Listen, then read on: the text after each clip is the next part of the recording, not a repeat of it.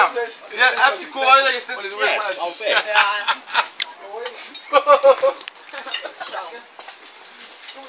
That was from her husband, this one is from me.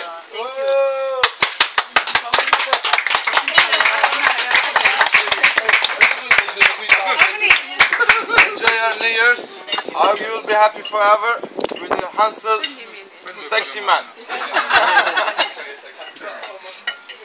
Al bütün bardakları getir.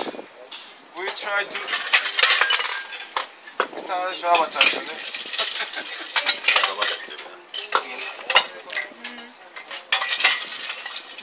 Bütün bardakları getir.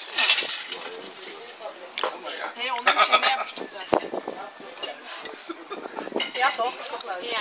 Ja, natuurlijk. Die ben ik in bijna. Misschien ging ze dan wat bedoeld. Ik ook. Hoor? Dat is helemaal ook. Ja. Een rondje van de zaak. Dat is toch leuk? Allah. Allah'ım yarabbim. Oh, thank you. Deze maakt het even snel. Sorry. Een klein glas.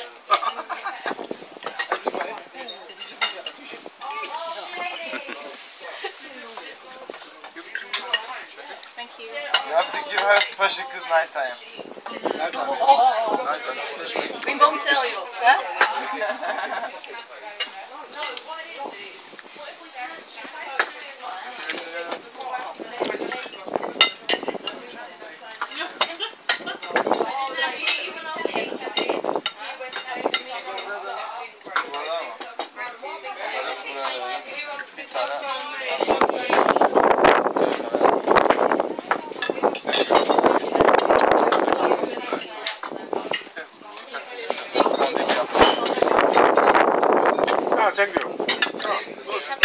Happy birthday. Ja, dankjewel.